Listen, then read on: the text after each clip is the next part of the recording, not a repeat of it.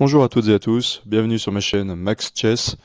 Sur cette chaîne, je veux essayer d'aller le plus loin possible dans le classement Elo pour savoir où j'en suis et je veux surtout vous donner la parole en commentant mes parties. Ainsi, nous pourrons progresser ensemble. Et on se retrouve aujourd'hui pour le dernier match qui va déterminer donc mon classement Elo sur chess.com et c'est contre Professeur Albolfazol, j'ai un peu de mal à prononcer son pseudo. Et cette fois, j'ai les blancs. Et donc j'ai ouvert avec D4, il a répondu avec D5, et donc j'ai poussé le pion en C4 pour proposer le gambit dame, qu'il a accepté. Donc à ce moment-là, j'ai poussé le pion E4 pour prendre le contrôle tranquillement du centre, puisqu'il m'a laissé l'opportunité de le faire. Le pion D4 est attaqué une fois et défendu une fois par ma dame.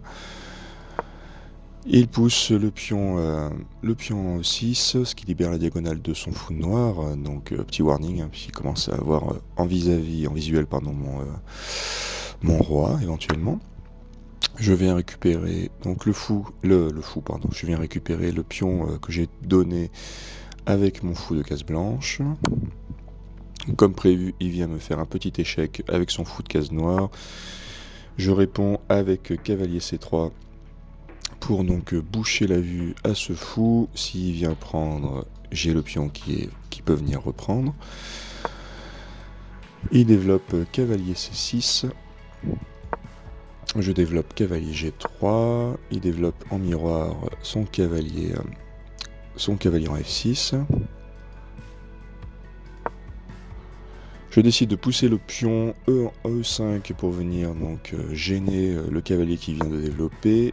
Il met son cavalier au centre, qui vient donc attaquer mon cavalier, qui vient attaquer le pion F2. Je décide de déplacer ma reine en D2 pour avoir donc ce cavalier qui est sans défense en vis-à-vis, pour pouvoir protéger aussi éventuellement la case C3 et protéger le pion F2. Il vient prendre le cavalier, je reprends du pion, en menaçant donc en même temps son fou de case noire. S'il vient prendre du fou, j'ai madame qui peut venir reprendre. Il décide de reculer son fou. Je fais mon petit roc. Il fait son petit roc. Jusque là, je trouvais que la partie était pas trop mal, mis à part le fait que j'avais doublé ces pions là et créé un pion isolé.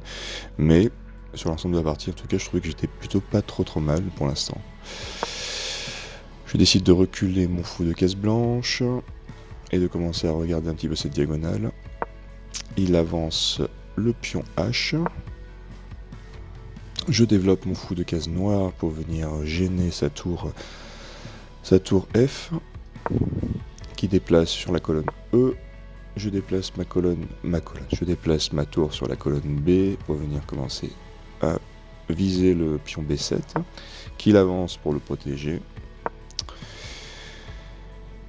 Et là, je prends cette diagonale, je déplace mon fou donc en B5 pour venir donc attaquer son cavalier C6, qui actuellement n'est pas protégé, et surtout avoir sa tour donc E8 en enfilade. Il répond par fou D7, ce qui est une très bonne réponse, puisqu'à ce moment-là, je ne peux pas venir prendre le cavalier. Parce que si on prend le cavalier, il va prendre du fou, et l'échange s'arrête ici, donc c'était clairement inacceptable. C'était très bien joué de sa part. Et à ce moment-là, pour venir renforcer cette attaque, j'ai pris la décision de déplacer ma dame en E5, pour venir faire cette double attaque sur le cavalier. Et là, ça a été ma première erreur, parce que j'ai laissé le pion C3 sans défense. Donc il aurait très bien pu à ce moment-là venir faire fou prend pion et commencer à clairement me gêner dans cette zone. Ce qu'il n'a pas fait, puisqu'il a décidé de déplacer son cavalier en E7. Et à ce moment-là, donc il attaque mon fou et je le défends actuellement donc avec ma tour. Et je crois que j'ai pas paniqué, mais j'ai commencé à me dire, bah oui, mais du coup, ce fou, je peux pas forcément le laisser là. J'ai entreaperçu effectivement qu'il y avait ma tour qui était en protection, mais à ce moment-là, j'ai vu que mon pion C3 était sans défense, donc voilà, ça commençait un petit peu à se mélanger dans ma tête, et j'ai décidé de venir prendre son fou. Je pense que c'était pas la bonne solution. Clairement, si c'était à refaire, je n'aurais pas pris le fou, j'aurais peut-être laissé en l'état, et j'aurais cherché à trouver une solution de protection pour cette pièce, plutôt. Parce qu'à ce moment-là, finalement, il créait qu'une seule menace, donc il n'y avait pas non plus de péril dans la demeure. Donc je suis venu prendre son fou qu'il a récupéré de sa dame. Et là, je décide de défendre ce pion avec mon fou de case noire. Et je pense que là aussi, c'était pas forcément une très bonne idée. Parce que j'ai proposé l'échange des deux fous de manière assez gratuite, puisque je n'en ai pas tiré un avantage positionnel flagrant. Et j'ai pas gagné de pièces particulièrement en faisant ça, donc je pense que c'était une erreur.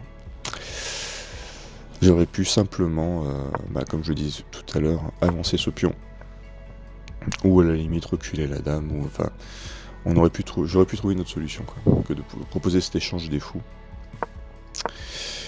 Et forcément, échange proposé, il accepte. Et là, j'ai repris du pion. Là aussi, c'était pas forcément la meilleure solution. J'aurais pu reprendre à ce moment-là de la tour, tout simplement. Je crois que ce qui m'a gêné à ce moment-là, c'était l'idée qu'il pouvait venir gêner ma tour derrière. On va revenir au bon moment. Voilà, il vient prendre. Si j'avais repris de la tour, effectivement, il aurait pu venir avec un pion pour venir m'embêter. J'aurais été obligé de redéplacer une deuxième fois ma tour, mais j'aurais pu laisser potentiellement une chaîne de pions voilà, qui était un peu plus intéressante. Dites-moi ce que vous en pensez en commentaire. C'est vrai que sur ces chaînes de pions, je trouve que j'ai progressé par rapport à une époque où clairement je créais des pions isolés. En veux-tu, en voilà. Mais il y a encore des progrès à faire, hein, c'est normal. C'est normal. Mais là, j'ai repris du pion, donc ce qui m'a permis donc de remettre ces deux pions-là donc ensemble et de laisser quand même une chaîne de pions sur la droite. Il est venu faire cavalier F5. Pour l'instant, il attaque ce pion, donc qui est attaqué 2 fois, et je défends ce pion pour l'instant 2 fois. J'ai décidé de déplacer ma tour en C1 pour venir commencer à regarder cette colonne. Alors, il pousse le pion A5 qui vient attaquer donc mon pion B. Mais surprise du pion, il a reprise de la tour et qui va devenir une tour extrêmement active. Si je laisse en l'état, il peut venir prendre. Et à ce moment-là, sa tour aussi a tout le loisir de commencer à rentrer dans ma défense. Et surtout de rentrer sur ma rangée 2. Et on n'aime pas voir ces tours arriver sur la deuxième rangée. Donc j'ai décidé d'avancer le pion en B5 pour pouvoir lui interdire cette prise et donc laisser son pion A5 sur cette colonne. Et donc ne pas laisser libre circulation à sa tour. Il recule son cavalier. Je décide à ce moment-là de vouloir doubler les tours pour commencer à regarder sur cette colonne C, avec toujours ce petit warning que pour l'instant la seule protection de mon pion B5 c'est ma tour là. Il vient attaquer madame avec le pion en F5. Je décide de rentrer dans sa défense. Je pense que ça aussi c'était pas forcément la meilleure des idées. J'aurais pu tout simplement à ce moment-là reculer madame et venir d'ailleurs en protection de mon pion, ça aurait été plutôt une bonne idée. Et j'ai décidé de rentrer dans sa défense.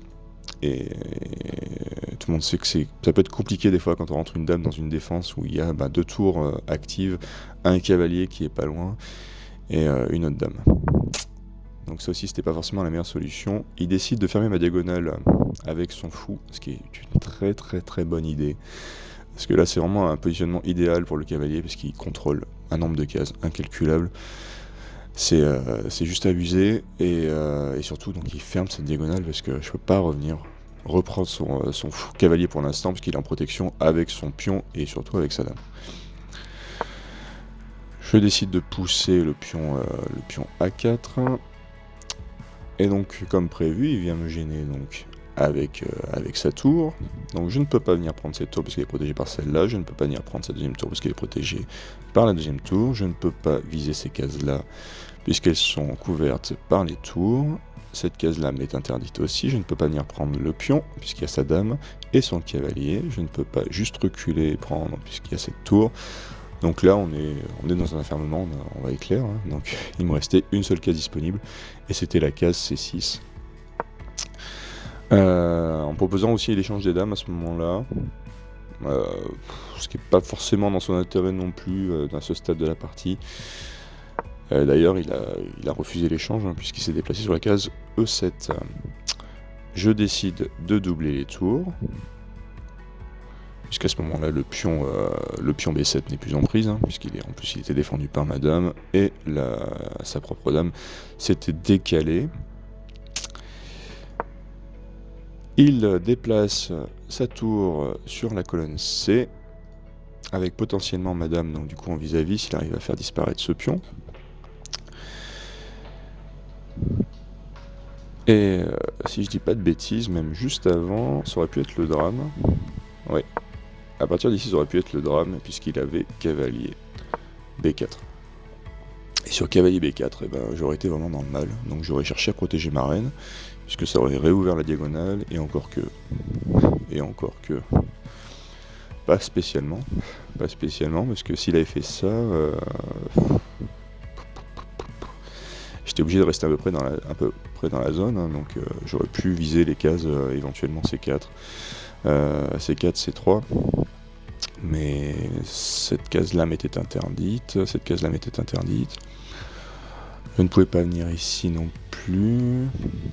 Ouais, donc les possibilités n'étaient pas infinies, donc clairement j'aurais pu juste reculer comme ça, et à ce moment-là il venait tranquillement me prendre une tour. Donc dans l'histoire, il aurait gagné 2 points, puisque j'aurais pu venir reprendre son cavalier, mais il m'avait quand même pris une tour. Donc la misplay de sa part, mais il aurait pu mettre quasiment un terme à la partie avec ce coup-là. Donc en déplaçant sa tour ici, il venait commencer à menacer madame s'il arrivait à faire disparaître ce pion, mais j'avais toujours pas vu le coup. Si, je crois que là je l'avais eu, puisque j'ai déplacé madame. Donc effectivement, là il pouvait plus venir faire ça comme ça. Il avance le pion en C5 qui vient donc attaquer ce pion-là. Et c'était un vrai problème puisque du coup s'il vient faire pion prendre, il a madame directement en ligne de mire. Après j'avais d'autres possibilités de pouvoir reprendre la dame et de libérer la zone avec mes fous éventuels, avec mes tours éventuellement.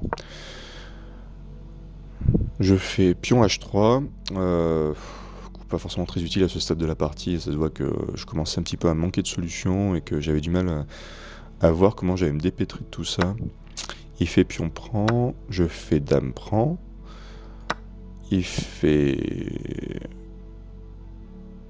tour prend, je fais tour prend, et là, non, je regardais s'il n'y avait pas encore quelque chose avec le cavalier, mais non. Ou même juste avant, non, il pouvait pas, non. Je pense que... Ouais, là-dessus, c'est dommage pour lui, il aurait pu mettre un terme vraiment plutôt sur la partie. Mais comme quoi, j'étais tellement focus sur cet enfermement de madame, et que j'ai fait une erreur à ce stade de la partie. Et malheureusement, il y a beaucoup de parties qui se termineront, vous le verrez, sur des erreurs. Et bon, cette erreur, elle est vraiment très grossière. Mais je trouvais cette partie vraiment intéressante parce que, en tout cas, jusqu'à ce qu'on arrive ici, je trouvais la partie plutôt équilibrée. Mais forcément, à partir du moment où on est arrivé ici, c'était mort. La partie s'est arrêtée et Professeur Adolfazol a gagné.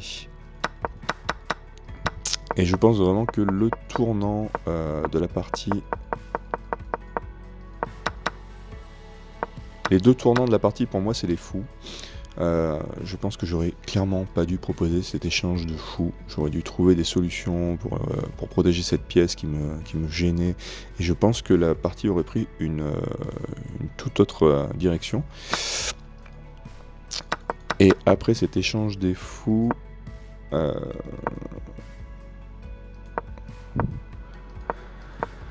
Et après cet échange des fous, et je pense que c'est quand j'ai décidé de faire entrer madame dans sa défense. Ça aussi, c'était une très très mauvaise décision. L'échange des fous ne m'a pas donné d'avantage, même au contraire, je trouve que ça a diminué mon potentiel d'attaque sur ces deux diagonales. Et le fait de faire entrer madame dans sa défense, c'était une mauvaise idée, parce que très facilement, il pouvait commencer à me l'enfermer, donc je commençais à prendre de mauvaises décisions. Et la mise en place de son cavalier au centre faisait que voilà, il avait cette fourchette énorme avec madame et sa tour, et il n'a pas pu donc en profiter à ce moment de la partie, mais là c'était fini. Là, il me faisait cette fourchette et c'était fini, pas ici pardon, parce que ma tour était en défense, mais ici. Et là la partie s'arrêtait ici. Donc j'ai quand même apprécié cette partie, parce que je l'ai trouvée quand même très équilibrée sur l'ouverture et sur le milieu de jeu. Et je retiens un petit peu ces patterns pour bien me dire, fais attention à ce genre de décision et réfléchis avant de faire entrer ta dame dans ses défenses, et réfléchis surtout avant de proposer des échanges de pièces qui ne te donnent aucun avantage. J'espère que vous avez apprécié cette petite analyse. Comme d'habitude, dites-moi en commentaire si vous avez vu des choses de part et d'autre dont je n'ai pas parlé et qui auraient pu faire basculer la partie d'un côté ou de l'autre. Merci à tous et à bientôt pour la prochaine vidéo.